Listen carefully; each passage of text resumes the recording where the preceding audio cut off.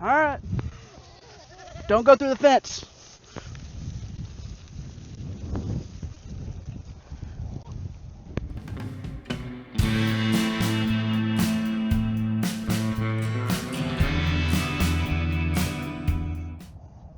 Howdy, y'all. I'm Jacob. Welcome back to the ranch. It's been a little bit, so let me get y'all back up to speed on how the animals are doing. The sheeps, well, they're still sheeping. The guardian's still guardian. Aren't you? Aren't you, girl? Yeah. The moo's still mooing. Did you find you a nice soft spot to lay?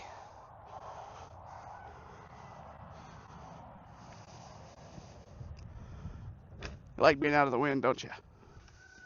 Wind is a little bit chilly. The horses are still horsing.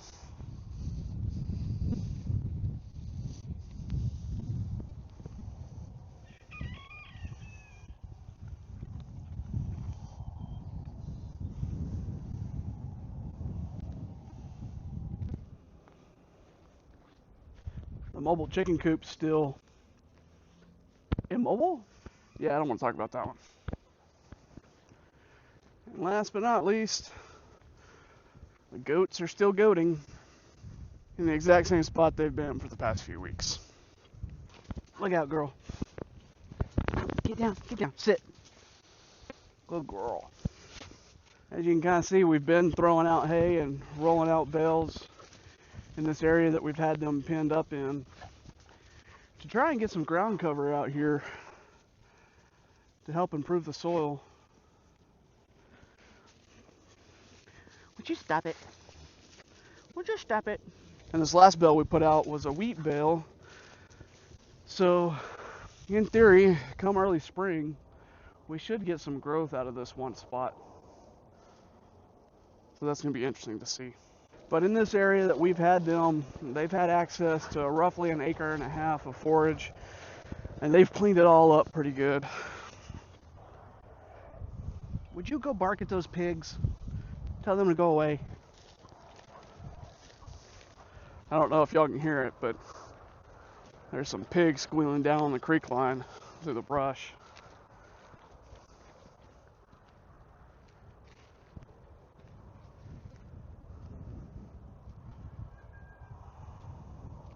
Dang hogs are a nuisance. Anyway, where was I? So we've had them out in this area, which is roughly an acre and a half that we've moved them around a little bit. But we're kind of staying steady in this one spot. And I think I talked a little bit in the last video that we were going to set up the trailer as a semi-permanent shelter for this winter and keep them out here. Well, I keep going back and forth whether or not we want to keep them down here in the coldest parts of the winter, because I know keeping them watered is going to be an issue. And we have so many other additional projects going on right now. It is a little bit of an effort to keep coming down here every night, checking on them, making sure Daisy gets fed, and if they still have enough forage out here to eat. So now I'm leaning back towards moving them up where the sheep are now for winter. That way we can keep a close eye on them. And that portion of the property where the sheep are is one of the highest portions of the property, and it's really rocky. So over the past few years, we've been feeding out bales on that area to try and get ground cover, and there's several spots that it's really starting to help improve. So now I'm leaning back towards doing that for winter instead. But in the meantime, as is kind of common with West Texas weather, the early part of our winter has been very mild and actually quite warm. They're forecasting Christmas days supposed to be in the 80s, so I don't think it's going to hurt to keep them out here just a while longer. So to make that a little more feasible and open up more grazing area for the herd, I think I'm going to go ahead and expand out at least a portion of this area so that they have new grass to get to and they're not continuing to trample down what's out here. And then depending on what the weather does over the next few weeks, we'll probably end up putting more bales out here for them to eat on and cover the ground with, but we're just going to have to play that one by ear and see what the weather does. So I'm going to run back up to the house and see if I can pick up some supplies and see if we can get this area expanded.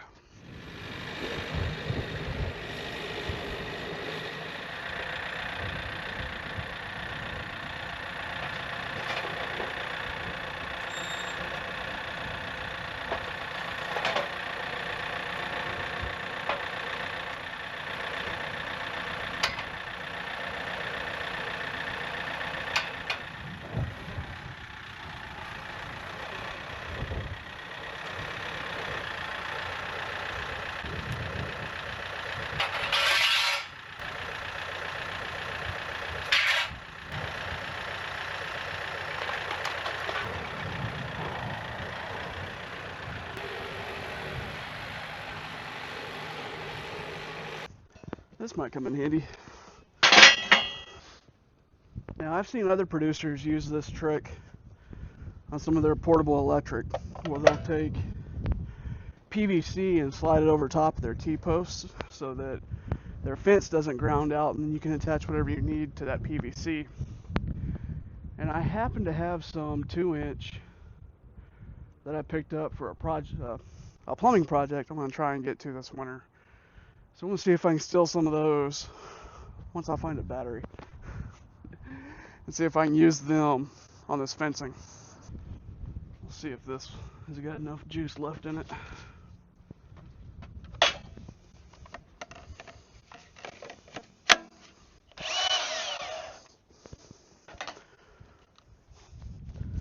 So these are 10-foot sticks of 2-inch Schedule 40. And I'm just going to knock them in half, because I think 4 will be more than enough.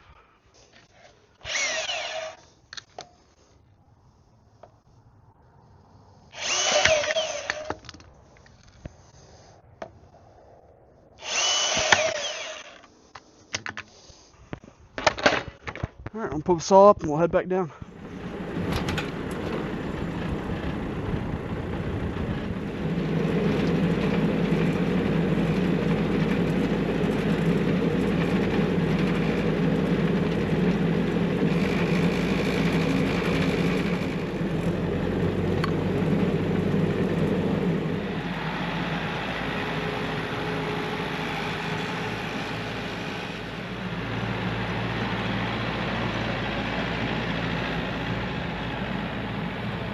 When I first put these reels together, I want to say I thought, well, I'm pretty sure I thought that I had about 300 feet of wire on them. I won't get an accurate count. I imagine I'll get probably 300 feet or so. See, I did say that. And since I put that first one together, I've done 4 more. So I have 5 total reels, and those individual spools I think were 2,000 feet. So I don't really know how much is on each one of these reels, but I'm hoping to get close to that. So this should be a good test, because I haven't used a full reel yet. Whenever I was doing the training early in the year with the goats, I was only using part of that reel that I had put together. So I want to get this strung out and see if I can get a good outline together, and then we'll go back and drive posts.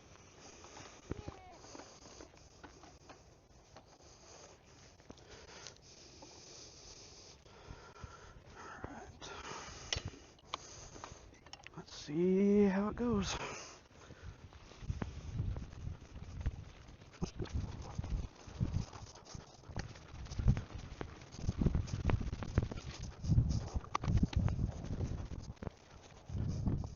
Probably not going to be able to see it very well from over here.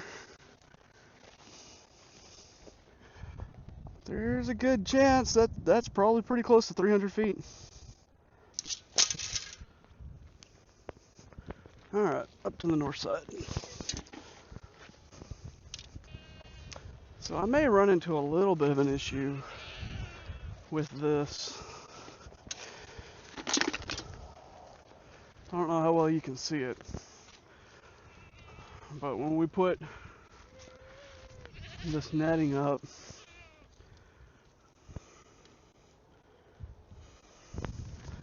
we had to come in on this side of this brush pile, so I don't really have a good straight shot, and I want to try and enclose as much of this as I can. But these are 100-foot fence sections, so in theory it should only be around 200 feet north-south.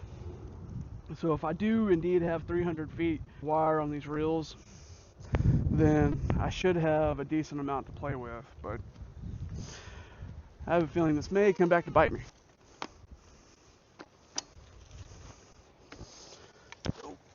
Alright, let's get started.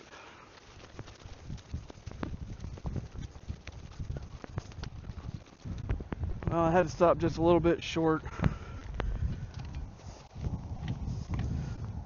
As you can see, still got a little bit left on the reel, but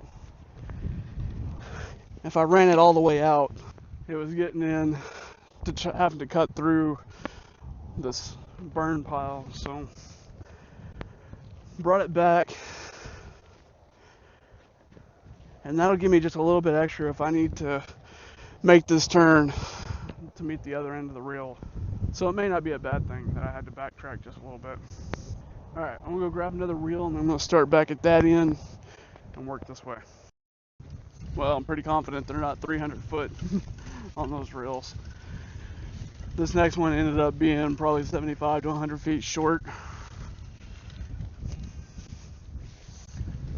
which really isn't a big deal. I've got another reel we can use, so I'm gonna get back up here to the tractor and we'll start putting in the T-posts. Alright, so I've got this corner prepared, and this is what I'm kind of thinking about running with. I'm hoping having the 2 line posts in here will keep the strand straight and hopefully deter anyone from getting in there and messing with that corner. So now I'm going to go back and put line posts in all the way back to the netting and see if I can at least straighten out this one line and see how it does. Well, the first side's done, and it's not looking that bad.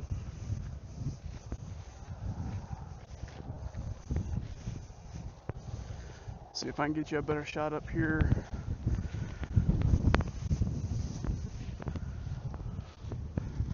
So this definitely was not a straight shot off the corner of the netting, as it went around several of the burn piles and tried to curve back. Alright, I'm going to get to work on the other 2 sides, but first, I'm out of line posts. So I need to get several of those put together because I'm going to need quite a few of them. I don't know if you caught my last, well, not last video, but the video when I put the reel together and we're snapping on these clips to these fiberglass rods. But here is just a breakdown of what I'm doing. These are small fiberglass rods, so they're insulated. They're not going to ground out with the electric fence. And then we've got these clips that snap onto these in a twisting fashion. So I've got a story stick of the outline that I want to make for all the line posts. So I'm just going to line them up and snap them on. And the previous clips I've used, you're usually able to move these around once you have them on the fiberglass rods, but Premier One upgraded their clips and these don't like to move, so you're best off getting them where you need them right when you put them on.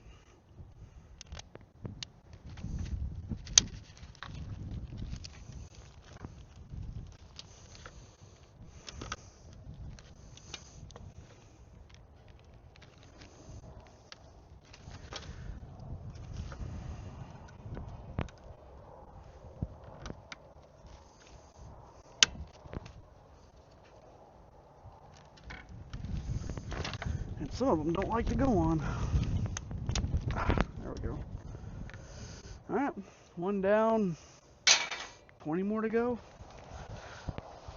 Where'd that piece go? There it is. Alright, let's get to work.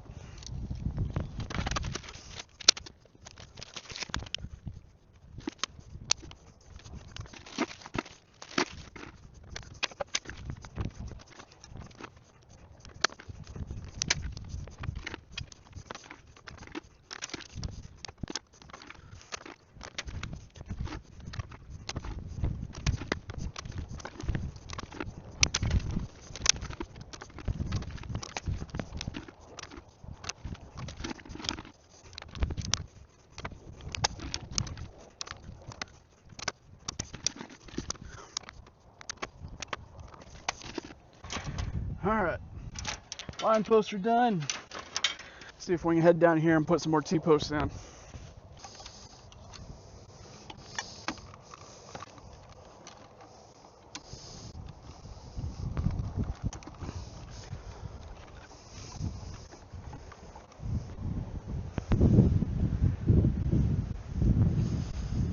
Alright. Now I'm going to work back and drop the line posts. I had to get a little creative here in the corner. Ended up pulling the lines from this side in and hooking them in to that post, because before that there was a gap here and I was kind of worried they may test it and try and jump through it. So this part is done. I've got a little bit more to do on the south corner, pretty much the same thing that I did here. So I'm gonna go get that knocked out and then let's get the goats moved. Well, that's the last of it. So now for my favorite part, moving the goats. Hey, goats! Ah!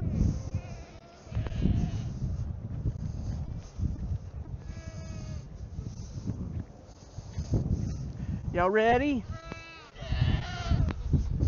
Well, give me 1 second. I gotta turn the power off. Turned it on and test the fence.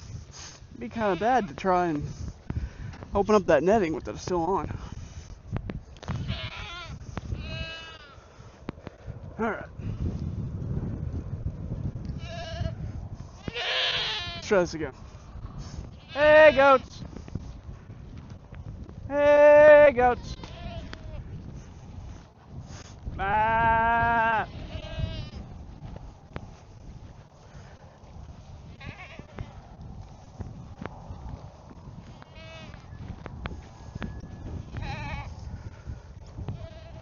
Alright. Y'all ready? Y'all ready? Alright. Don't go through the fence.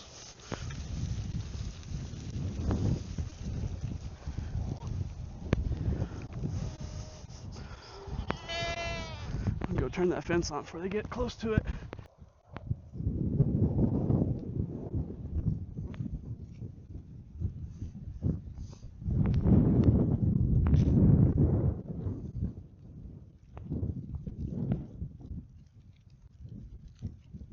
Daisy, are you exploring? Been watching them for a few minutes now, and they're doing as I would have hoped. They're pretty much walking the perimeter of the fence that we put up. And I haven't seen any of them try to get anywhere near it, so hopefully that'll work. I do have a couple spots. I ran out of line posts, so I'm gonna have to come back and put some more in. But I think for right now it's gonna be just fine. Alright, I'm gonna see if I can find some place out of the wind and get y'all updated on how the calf sale went. Had to sneak over here in the tree line and get out of the wind. Today and yesterday we've had pretty strong winds, steady state 20 miles an hour and gusting 30. So it's definitely been warm and dry, especially for this time of year. I think I mentioned earlier they were forecasting it was going to be 80 degrees on Christmas, and kind of crazy for being wintertime. So just to catch y'all up to speed, in the last video we ended up taking the calves that we were holding over to the market. We wanted to try and catch one of the last two markets of the season, of the year, and it just worked out that we were able to catch them in the first of the last two sales for the year.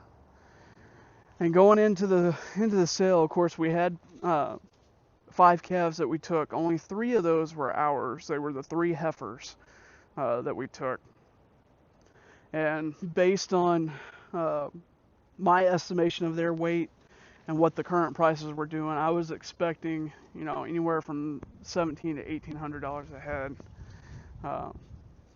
at the auction. I'll put a picture of the sales receipt so y'all can take a look at it. So going into the sale, we were expecting anywhere from $1,700 to $1,800 a head.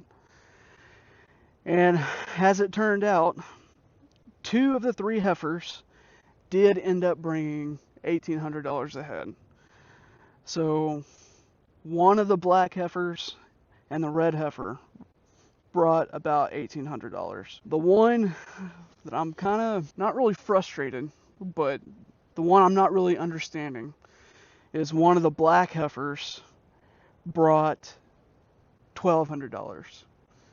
And just from my estimation, I was thinking the 2 black heifers were the better of the 3. So I was kind of surprised when that one heifer sold for $1,200. And I'm not meaning to complain, but as I've mentioned before, we are brand new to working livestock. We started, I don't know, 6-7 years ago with goats, but we've only been running cows for 3-4 years, and I know next to nothing about cattle. Boss lady is the one that has had more hands-on experience with them, so she kind of leads the fight when it comes to taking care of them and making sure that we do the things that are necessary to keep them healthy and keep them fed. So back to the pricings.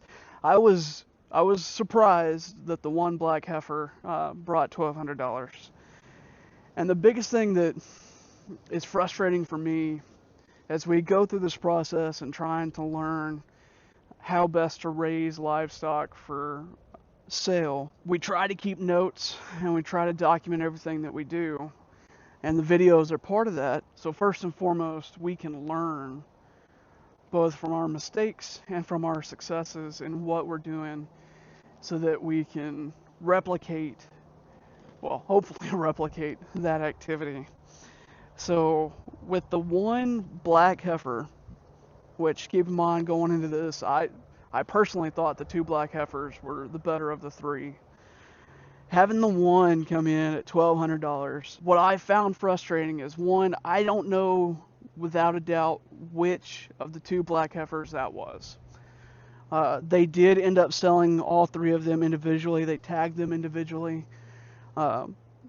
So if I had been a little bit better prepared, I could have documented the tag numbers as I brought them into the auction barn, but I didn't.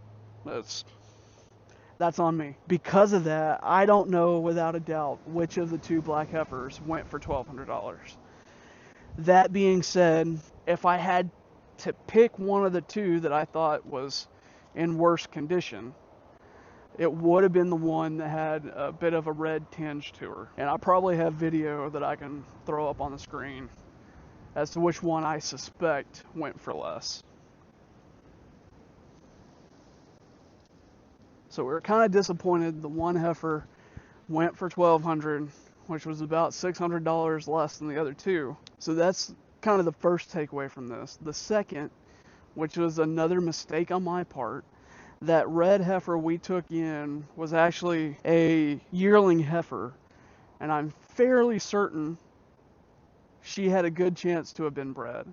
She had been in with that bull calf that we traded for the heifer calf earlier this year, and she had come into heat and was standing for him on a couple different occasions.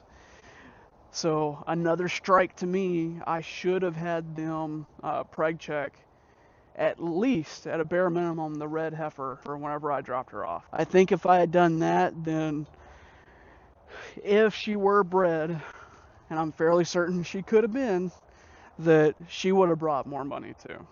So 2 big takeaways from that sales receipt is just my inexperience in the matter. I didn't take stock of what numbers were assigned to each of the calves as I dropped them off, and then I didn't have them preg check that red heifer, which I really should have. So all in all, I really can't complain. When we bought our first heifer calves, I think we paid $750 a head for them, and they were a little bit smaller. I think they were probably closer to $450 whenever we bought them. But the fact that calves these days are going for $1,800 to $2,200 a head is just crazy, and I really can't complain about those prices.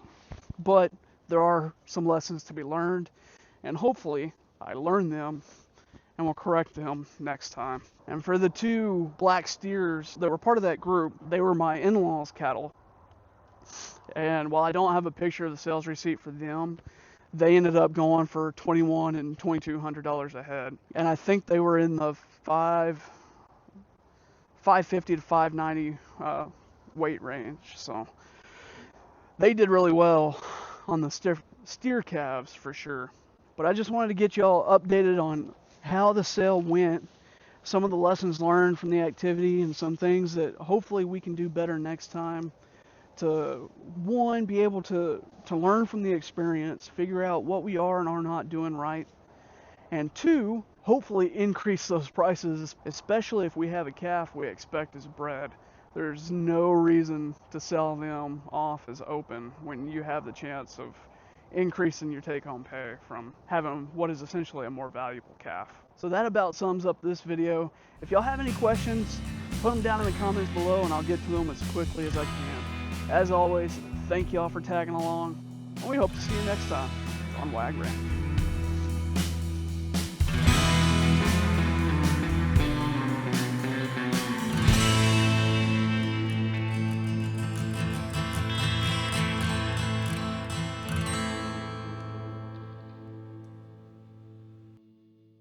So 5 total reels, and each one of the spools that I pulled them off of were 2,000 feet. So there's no way I have 300? What's 3 by 5? 1,500? Oh, maybe I do. My math sucks.